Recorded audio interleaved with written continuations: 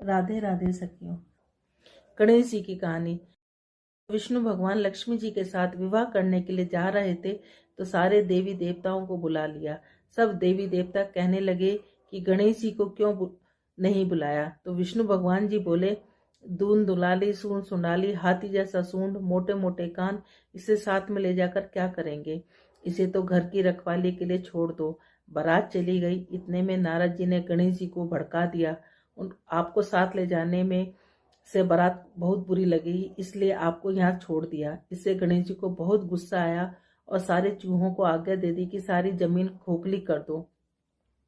चूहों ने सारी जमीन खोखली कर दी, जिससे गणेश जी के रथ का पहिया धरती में धंस गया। सब पहिया निकालने लगे पर रथ का पहिया नहीं निकला। फिर किसान खाती को बुलाया और पहिए को हाथ लगाकर बोला कि बोलो गणेश जी महाराज की जय। तो पहिया निकल गया। तब उन्होंने कहा कि गणेश जी को मनाए बिना कोई काम सिद्ध नहीं हो सकता। आप सबसे पहले गणेश जी का विवाह रिद्धि सिद्धि के साथ करो, बाद में विष्णु भगवान का विवाह लक्ष्मी जी के साथ करो। गणेश जी महाराज ने जैसे भगवान के कार्य सिद्ध किए वैसे हम सबके करें। बोलो गणेश जी महाराज की। एक बहुत धनवान साहूकार था जिसके घर धन की आदि की किसी की कमी नहीं थी, परंतु उसके दुख था कि उसके एक पुत्र नहीं था। इसी चिंता में रात दिन रहता। वह पुत्र की कामना के लिए प्रति सोमवार को और सावन के महीने में प्रतिदिन शिवजी भगवान की पूजा, व्रत और पूजा किया करता और सायकाल में शिव मंदिर में जाकर शिवजी के विग्रह के सामने दीपक जलाया करता। उसके इस भक्ति भाव को देखकर एक समय पार्वती जी शिवजी महाराज से कहने लगी कि यह साहूकार आपका अनन्य भक्त है, सदैव आपकी व्रत पूजा में बड़ी श्रद्धा से करता है, इसकी मनोकामना पूरी करो। शिवजी ने कहा, पार्वती, यह संसार कर्म क्षेत्र है। जैसे किसान खेत में बीज बोता है वैसा ही फल काटता है, उसी प्रकार संसार में जैसा कर्म करते हैं वैसा ही फल मिलते हैं। पार्वती ने अत्यंत आग्रह किया, महाराज, जब आपका अनन्य भक्त है तो आपको इसको किसी प्रकार का दुख नहीं होना चाहिए। जो इसको दुख है उसको अवश्य दूर करना चाहिए, क्योंकि आप सदैव अपने भक्तों पर दयालु रहते हैं, इसके दुखों को दूर करते हैं। मनुष्य आपकी सेवा में, यदि आप ऐसा नहीं करेंगे तो मनुष्य आपकी सेवा व्रत क्यों करेंगे। पार्वती के आग्रह को देखकर महाराज बोले, पार्वती, कोई भी पुत्र नहीं है, इस चिंता में यह अति दुखी रहता है। इसके भाग्य में पुत्र न होने से इसकी पुत्र की प्राप्ति का वर देता हूँ, परंतु यह पुत्र केवल 16 वर्ष का होगा। इसके पश्चात इसकी मृत्यु प्राप्त होगी, इससे अधिक मैं कुछ नहीं कर सकता। यह बात सुनकर साहूकार सुन रहा था। उसको न प्रसन्नता हुई न दुख हुआ। वह पहले जैसे ही शिवजी महाराज की पूजा व्रत करने लगा। कुछ समय व्यतीत होने पर साहूकार की पत्नी गर्भवती और 10वें महीने में गर्भ से उसे अति सुंदर पुत्र की प्राप्ति हुई।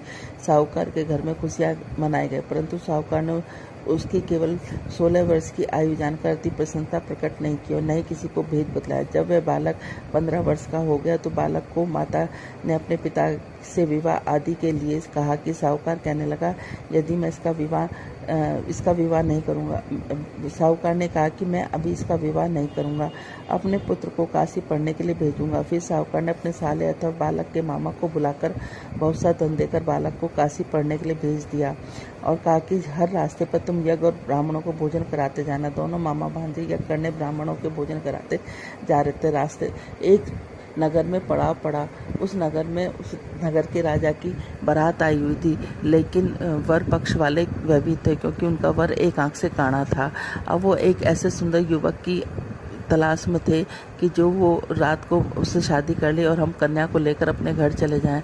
जब उन्होंने मामा भांजे को देखा तो कहा कि हमें थोड़ी देर के लिए अपने लड़के को हमें उधार दे दो। उसने कहा, कहीं ऐसा भी होता है कि हम तुम्हें बहुत सा धन देंगे। मामा ने कुछ सोचते हुए उसको दे दिया।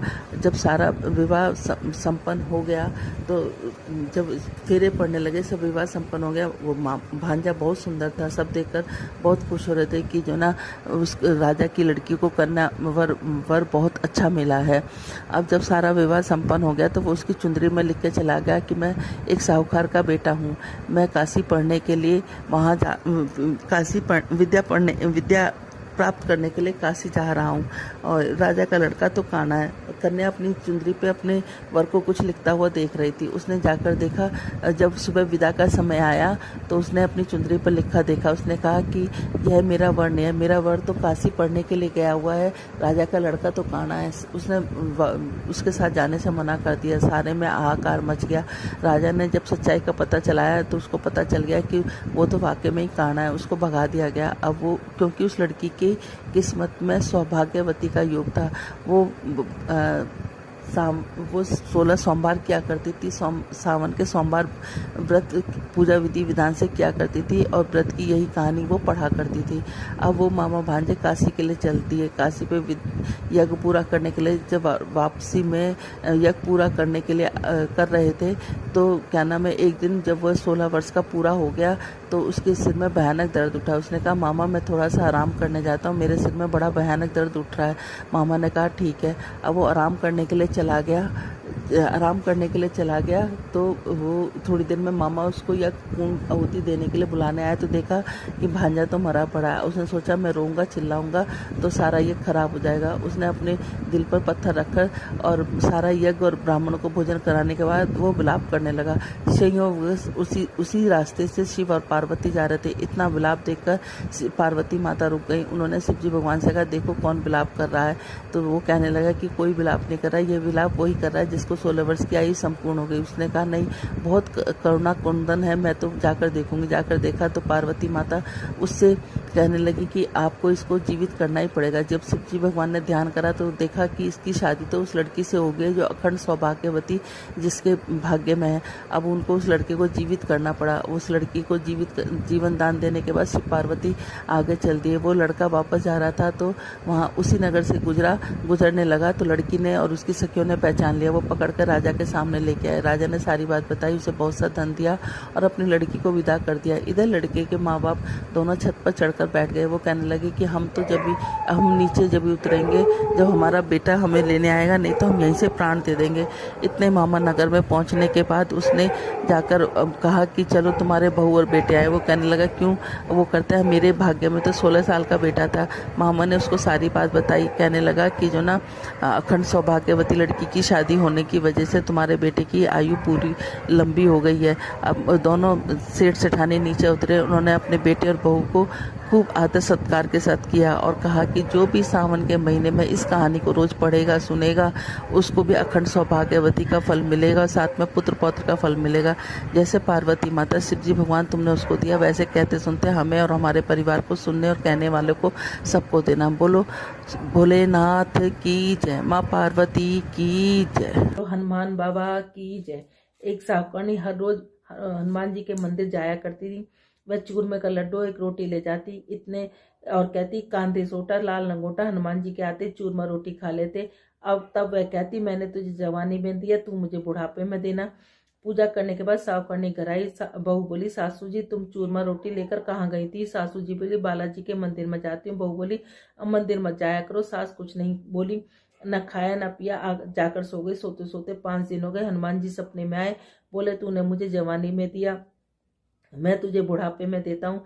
बुढ़िया बोली, आज तो तुम दे दोगे, रोज रोज कौन देगा? हनुमान जी बोले, मैं रोज दूंगा। ब्राह्मणी ने चूरमा खा लिया। बहू के घर में कुछ भी नहीं रहा, सब चीजों में घाटा हो गया। बहू बोली, सासू देखू तो सही, 7 दिन हो गए मैंने तो खाना भी नहीं दिया तो खूब मोटी हो रही है। बहू बोली, सासू जी मैंने तुम्हें खाने को भी नहीं दिया, तुम तो क्या खाते हो? सासू जी बोली, मुझे हनुमान जी मीठा मीठा चूरमा रोटी देकर जाते हैं, मैं खाती हूँ।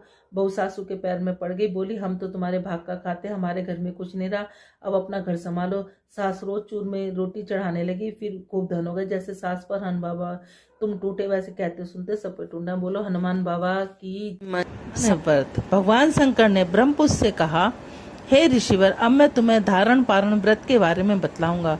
पूर्व प्रतिपदा तिथि को पूर्वावाचन करवाने के बाद मेरा व्रत धारण करना चाहिए। एक दिन धारण और दूसरे दिन उसका पारायण करना चाहिए। धारण में उपवास और तथा पारायण में भोजन विहित है।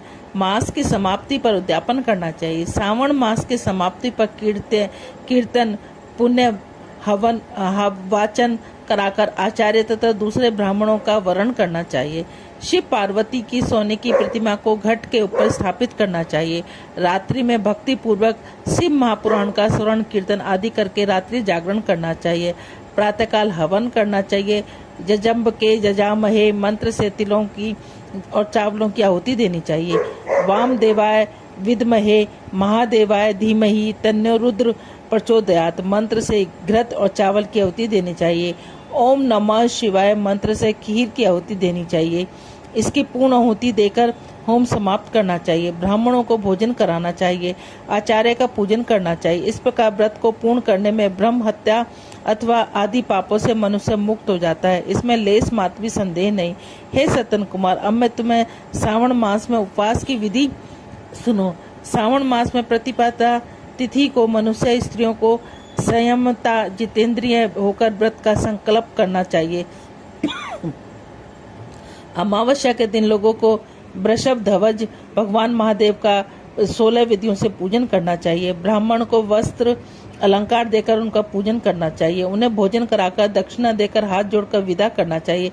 इसी प्रकार महा उपवास का व्रत मुझे प्रतिदायक है। 1 लाख संख्या वाली रुद्रवती विधि से करना चाहिए। इस विधि में हे सतन कुमार, ध्यान पूर्वक सुनो, यह संपूर्ण सिद्धियों को देने वाली है।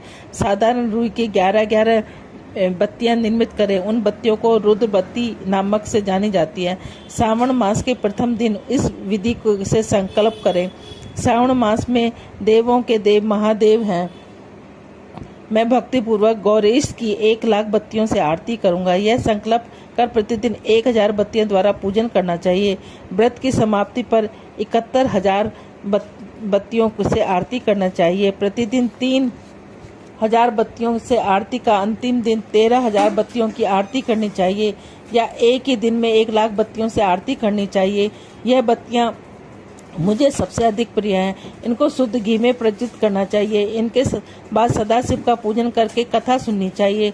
सतन कुमार भगवान रुद्र से बोले, हे महादेव, मुझे अब आप यह बताने का कष्ट करें कि इस व्रत का प्रभाव क्या है, इस व्रत को किसने किया और इस व्रत के उद्यापन की विधि क्या है। भगवान शिव ब्रह्मा पुत्र सतन कुमार से बोले, तुमने मुझसे पूछा है, उसको मैं तुम्हें बतलाता हूँ। यह व्रत सब व्रतों में श्रेष्ठ महान पुण्य प्रदान करने वाला है, संपूर्ण उपद्रवों को नाश करने वाला है। यह व्रत पुत्र पौत्र सौभाग्य को प्रदान करने वाला है। सत्य तो यह है कि तीनों लोकों में रुद्रवती जैसा कोई दूसरा व्रत नहीं। इसके संबंध में एक कथा सुनाता हूँ। शिप्रा नदी के किनारे उज्जैनी नामक एक सुंदर नगरी है। उस नगर में सुगंधा नाम की एक अत्यंत सुंदर वैश्या रहती थी। उस वैश्या के कई युवा पुरुष और ब्राह्मणों के धर्म भ्रष्ट किए। बार बार बहुत से राजाओं तथा राजकुमारों को बिगाड़ा। इस प्रकार उसने अनेकों व्यक्तियों को बुरी तरह से लूटा। लूटने के बाद धक्के देकर घर से बाहर निकाल दिया। अब वे सम्मानित नागरिक शर्म के मारे किसी और को अपना मुख तक न दिखा सके। उस सुगंधा वैश्य के शरीर से निकली सुगंध 1 कोस तक फैली रहती थी। पृथ्वी पर उसके रूप लमड़ने की खातिर दूर दूर तक रहती थी। वह गायन विद्या में 6 राग तथा 36 रागनियों में निपुण थी। नृत्य में मैं रंभा आदि देवांगनाओं को पीछे छोड़ चुकी थी।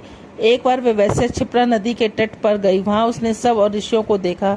कुछ ब्राह्मण स्नान कर रहे थे, कुछ भगवान शिव या भगवान विष्णु की अर्चना कर रहे थे। उसने वहां ऋषि विशिष्ट को बैठे देखा। उसके दर्शन मात्र के प्रभाव से वैश्या की बुद्धि प्रभावित हो गई। उसका मन वैसे जीवन व विषयों से हट गया। वैसे महर्षि विशिष्ट के चरणों में गिरकर अपने पाप कर्मों का नाश उपाय पूछने लगी। सुगंधा वैश्य ने कहा, प्रभु, मैंने आज तक बहुत पाप किए। आप मुझे उन पापों से छुटकारा दिलाने का कोई उपाय बतलाइए। महर्षि वशिष्ठ उन वैश्यों की बात सुनकर बोले, तुम मेरी बात ध्यानपूर्वक सुनो। मैं पापों का नाश जिस पुण्य के करने से होगा वह सब उपाय मैं तुम्हें बतलाता हूँ। तुम वाराणसी में जाकर रुद्रावती नामक व्रत को करो। यह व्रत महान पुण्य देने वाला, शिव शंकर की भक्ति में मन को लगाने वाला है। इस व्रत के करने से तुम्हारी सद्गति होगी। महर्षि वशिष्ठ के वचन सुनकर वह सुगंधा नामक वैसे अपना खजाना नौकरों व मित्रों को देकर वाराणसी चली गई। उसने महर्षि वशिष्ठ द्वारा बताए गए व्रत की विधि विधान सहित किया, जिसके फलस्वरूप वह वैसे पंच भौतिक शरीर को त्याग कर भगवान शंकर के शरीर में विलीन हो गई। जो भी स्त्री इस व्रत को जिस इच्छा को लेकर करती है वह उसे अवश्य प्राप्त होती है। हे सतन कौर, अब तुम्हें माणिकवर्ती का महात्म सुनो। माणिकवर्तियों का व्रत करने से स्त्री मेरे अर्धासन को भागीदार बन जाती है। वह स्त्री महाप्रलयांत तक मेरी प्रिया होकर निवास करती है। अब मैं तुम्हें इस व्रत की पूर्ति के लिए उद्यापन विधि बतलाता हूँ। इस व्रत को करने वाली स्त्री पार्वती सहित शंकर की प्रतिमा स्थापित करें। शिव पार्वती की प्रतिमा स्वर्ण की बनी होनी चाहिए। वृषभ की प्रतिमा चांदी की होनी चाहिए। यथाविधि पूजन करके रात्रि जागरण करें। प्रातःकाल नदी में जाकर स्नान करें। भक्ति पूर्वक आचार्य की वर्ण करें और 11 ब्राह्मणों के द्वारा घी, प्रास एवं बेल पत्रों से हवन करना चाहिए अथवा रुद्र सूक्त, रुद्र गायत्री या मूल मंत्र द्वारा हवन करना चाहिए। पूर्ण आहुति पर आचार्य आदि की पूजा करके 11 ब्राह्मणों को जोड़े से भोजन कराना चाहिए।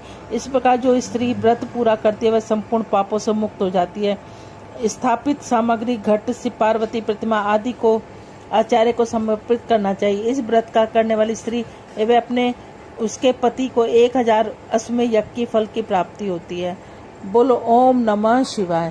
ओम नमः शिवाय। ओम नमः शिवाय। ओम नमः शिवाय। ओम नमः शिवाय। ओम नमः शिवाय। ओम नमः शिवाय। ओम नमः शिवाय। ओम नमः शिवाय। ओम नमः शिवाय। ओम नमः।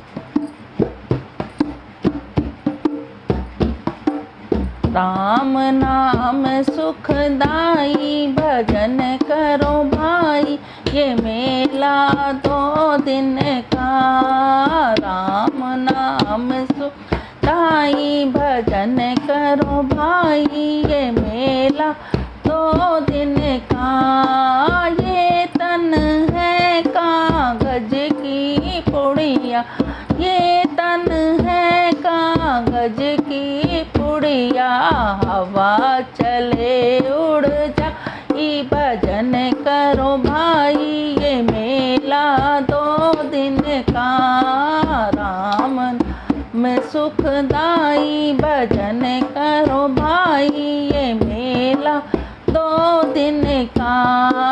राम नाम सुखदाई भजन करो भाई, ये मेला 2 दिन का।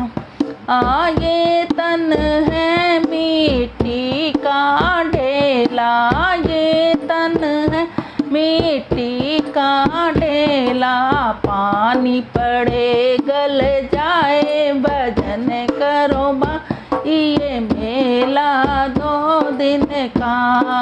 राम नाम सुखदाई भजन करो भाई, ये मेला 2 दिन का। ये तन है लकड़ी का गे, ये तन है लकड़ी का गट्ठा।